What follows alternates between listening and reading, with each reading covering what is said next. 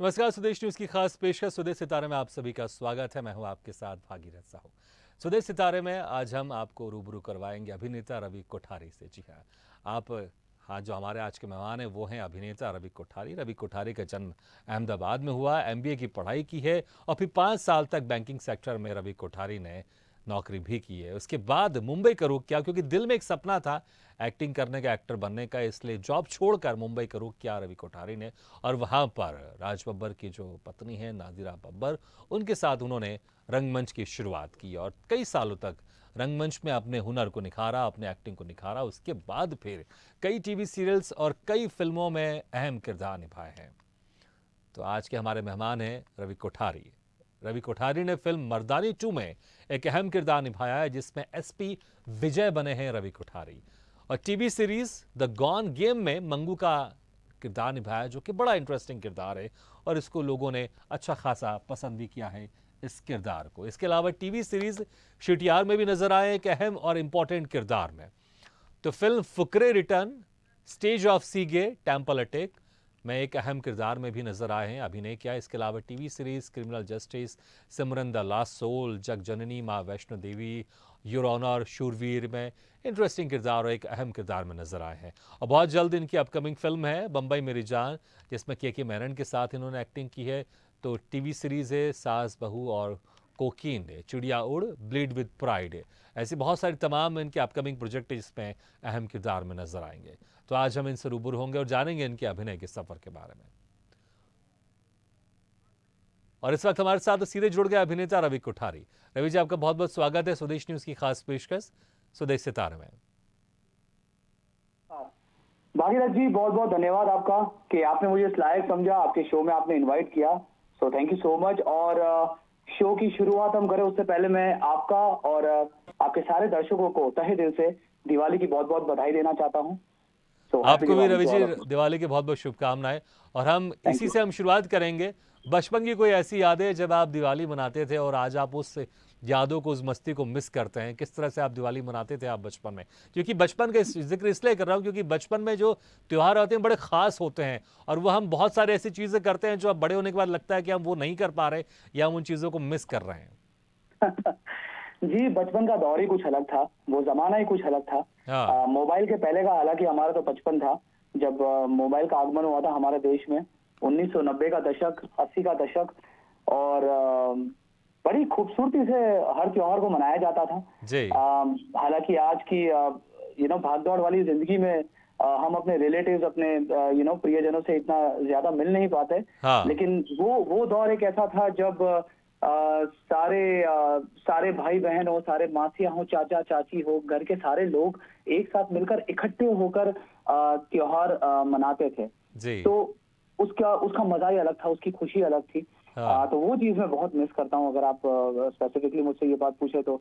और मुझे लगता है वो दौर वापस आना चाहिए। ये जो न्यूक्लियर फैमिली जो थी वो हमेशा रहनी चाहिए। हर एक मिलजुल कर एक दूसरे से मिले, सब साथ में मिलकर त्योहार मनाए, खुशियां बांटे। त्योहार का मजा तो असली में कहा जाए तो तभी आता है। बिल्कुल। अच्छा, अभी इस बार आपने सेलिब्रेट कैसे किया आपने दिवाली खास तौर पर इस बार? इस बार तो हालांकि मैं अब क्योंकि क्या थोड़े से मैच्योर हो गए भागीरथ, तो ये समझते हैं कि एयर पोल्यूशन, नॉइज पोल्यूशन को जितनी हद तक हो सके अवॉइड करना चाहिए। हमारी भी एक सोशल रिस्पॉन्सिबिलिटी है अपने देश के प्रति, अपने लोगों के प्रति, तो उसे निभाना चाहिए हमें। तो दियो को जलाकर और अपनों के साथ दिवाली मनाई है इस बार मैंने। माँ लक्ष्मी की पूजा करके, राम जी की, सीता मैया की पूजा करके, और मिठाइयाँ बांट के और हंसी मजाक करके, जी, इस तरह से दिवाली मनाई गई है मेरी। जी, चलिए, बहुत अच्छा। लेकिन मुझे लगता है डिबेट का विषय है क्योंकि सिर्फ एक दिन दिवाली मनाने से और उसमें पटाखे फोड़ने से कितना पॉल्यूशन होता है, क्योंकि इसके अलावा इतने सारी चीज़ें हैं जिसकी वजह से, क्योंकि सिर्फ एक दिन दिवाली होती है और उसमें पटाखे फोड़े जाते हैं। तो मुझे लगता है कि शायद इसको कभी कभी हम अतिशयोक्ति की तरह भी देखते हैं कि जो हिंदुस्तान का सारा पॉल्यूशन है वो सिर्फ दिवाली के पटाखों से आ रहा है। अक्सर लोग सोचते हैं, लेकिन मुझे ऐसा लगता है कि ऐसे बहुत सारी चीज़ें हैं जो निरंतर हम इस्तेमाल कर रहे हैं, उस पर अगर कंट्रोल लगा दिया जाएगा तो मुझे लगता है दिवाली जैसे त्यौहार में आपको इस तरह की चीज़ें अपने आप को रोकने नहीं पड़ेंगे कि हमको पटाखे नहीं फोड़ने चाहिए, क्योंकि इतने सारे तमाम चीज़ों से पॉल्यूशन होता है, चाहे हम एसी की बात कर ले या हम गाड़ियों की बात कर ले या बहुत तमाम जी फैक्ट्री की बात कर ले।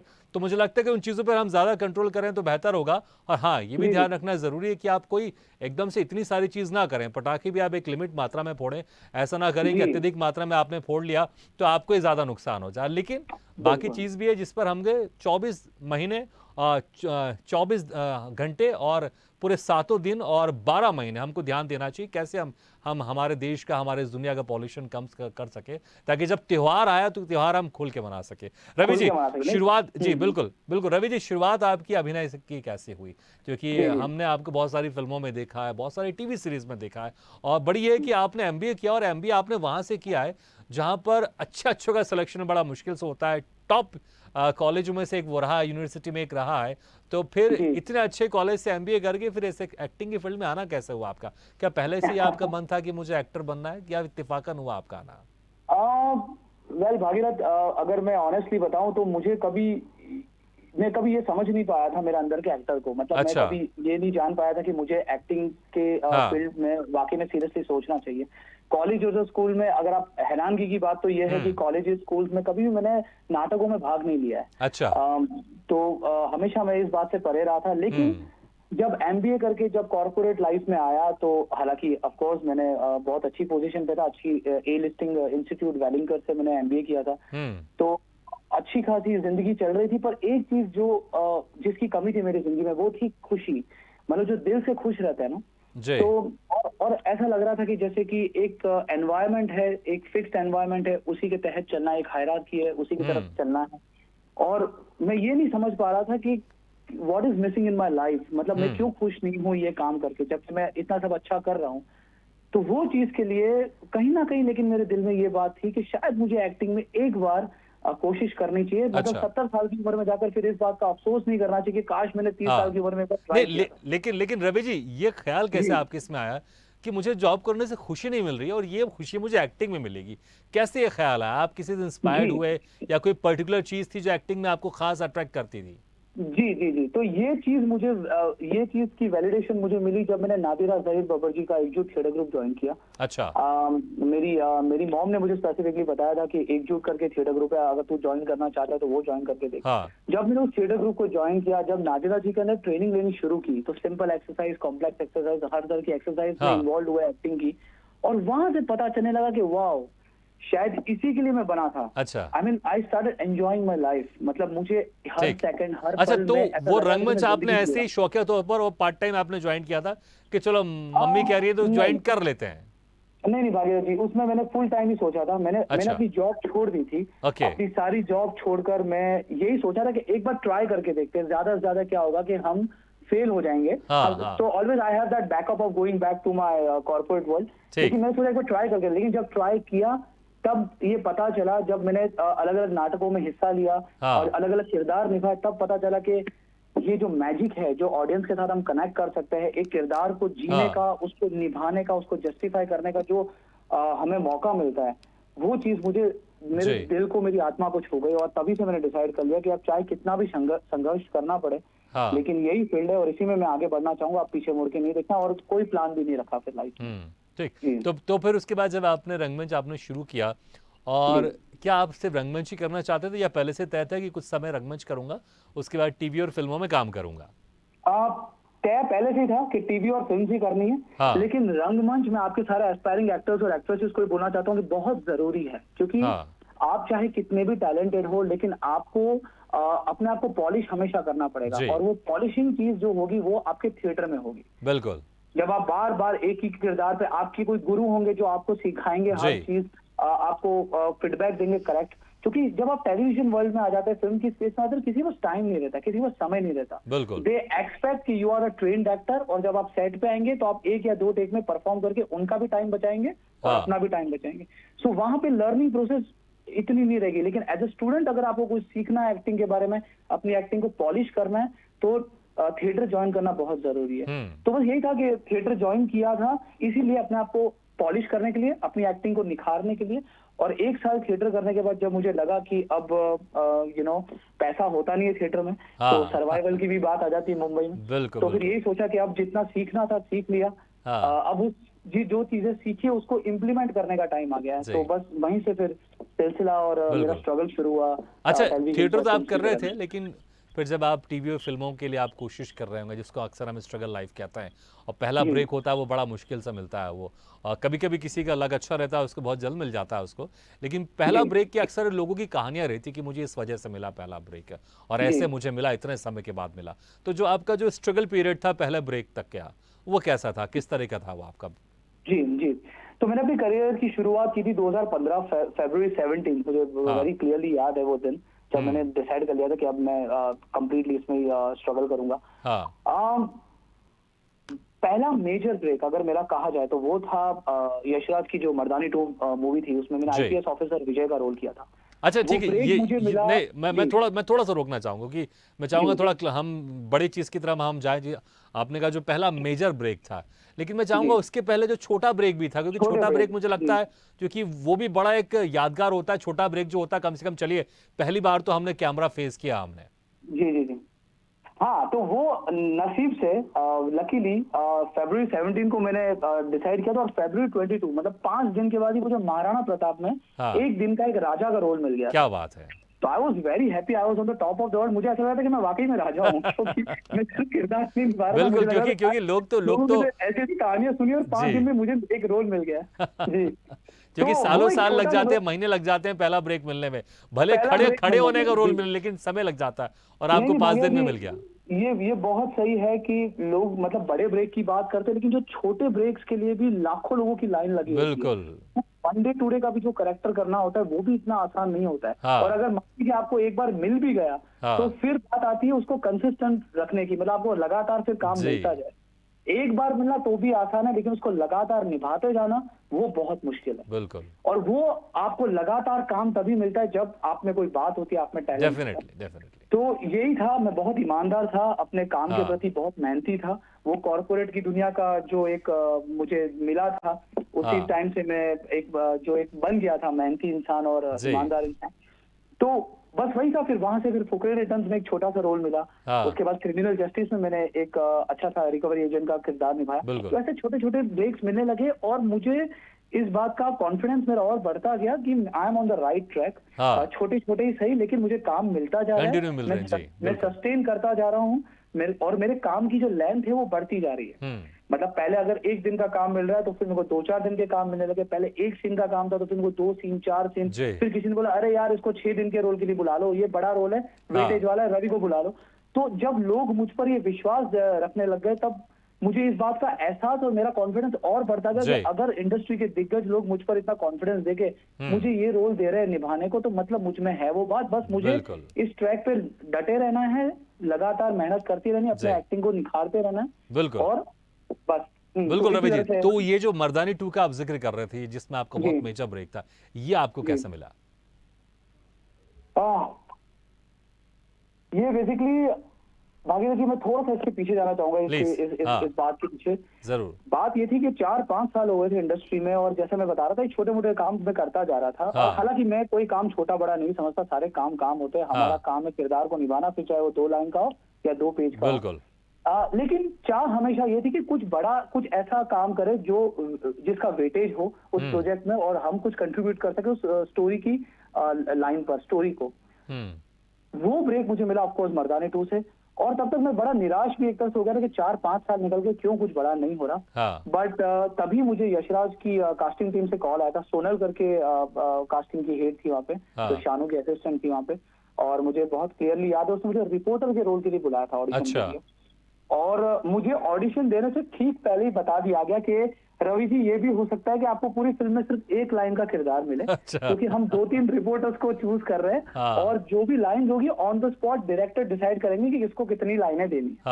तो मैं तो उसमें भी चलो बड़ा खुश था कि भाई यशराज के बैनर में काम करने का मौका मिल रहा है। लेकिन यशराज कहते हैं ना कि वो यशराज इसीलिए क्योंकि वो टैलेंट को परखता है और वो टैलेंट को समझता है। तो जब मैंने ऑडिशन दिया तो सोनल और उसकी जो एक साथ में थी, उनके साथ जो कलीग थी, वो लोग इतने खुश हो गए, इतने उछलने लगे उस वक्त। एंड आई वाज लाइक कि क्या हुआ? तो वो लोग ने बोला कि we really appreciated your performance, जो आपने सीन दिया है।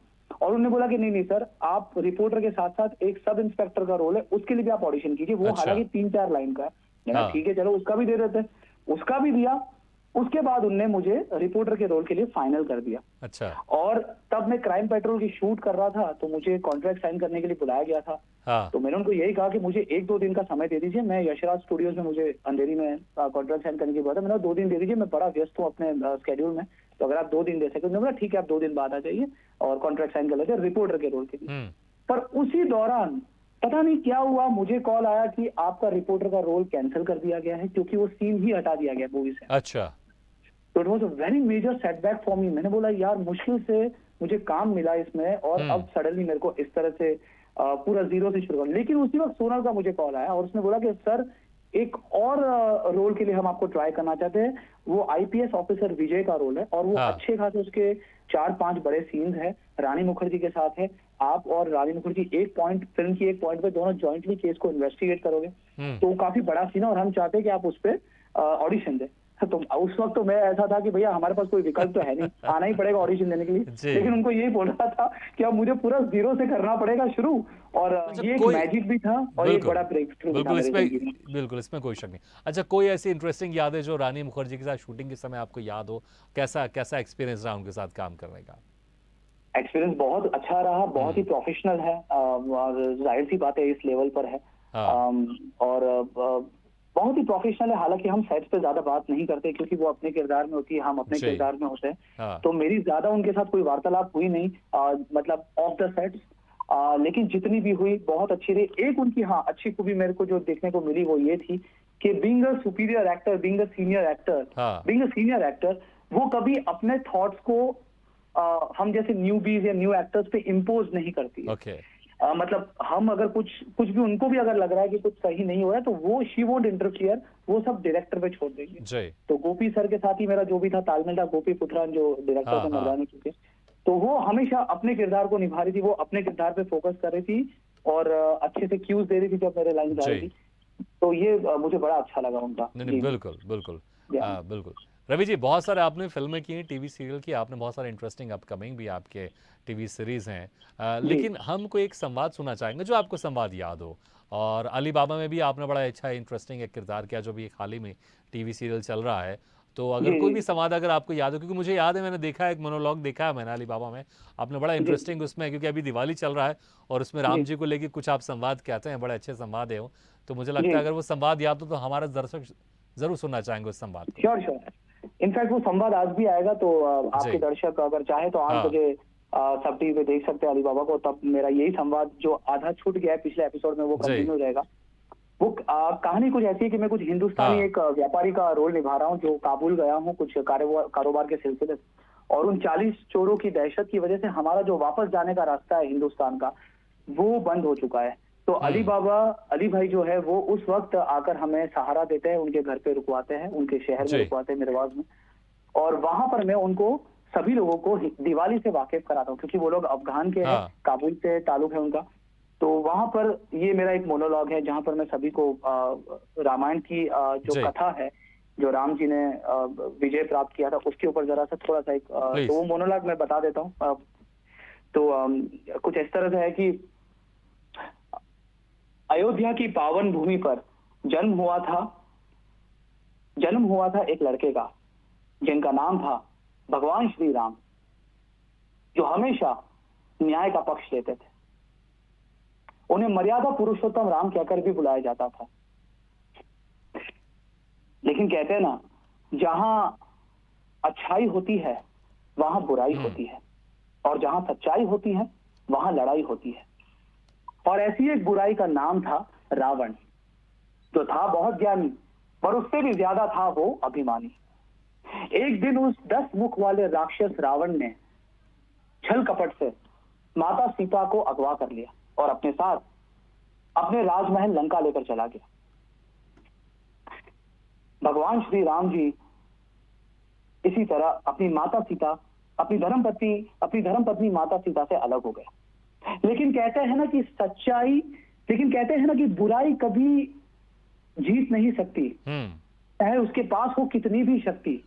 और अच्छाई हमेशा अपना रास्ता ढूंढ ही लेती है अगर उसके पास हो सच्ची भक्ति। और वो सच्ची भक्ति का नाम है भगवान हनुमान, जो भगवान श्री राम जी के परम भक्त हैं, बिल्कुल हर पल हर समय बिल्कुल भगवान श्री बिल्कुल राम रवि के जी साथ रवि जी थोड़ा सा मैं आपको किरदार बन टोकना के चाहूंगा खड़ा था। क्योंकि जी, इस समय तरह से बहुत कुछ कम था। है। जी रवि जी थोड़ा जी, समय इस तरह से जी कुछ मोनोलॉग था। जी जी, बिल्कुल या बिल्कुल बहुत बहुत अच्छा था क्योंकि समय बहुत कम है। क्योंकि अगर हम भगवान श्री राम और हनुमान जी और रामायण के बारे में जिक्र करेंगे तो बहुत लंबा हमको समय चाहिए, क्योंकि इतने सारे प्रसंग हैं, सभी प्रसंग को हमको शामिल करना होगा। लेकिन आपने जो शुरुआत में कुछ लाइनें कही, आपने बहुत खूबसूरत अंदाज में कही, और दिवाली के समय जो बात आपने कही इसके एक अलग ही महत्व है। लेकिन समय कम है तो हमें आपसे इजाज़त लेनी पड़ेगी। रवि जी बहुत बहुत शुक्रिया हमारे साथ इस कार्यक्रम में शामिल होने के लिए, थैंक यू वेरी मच।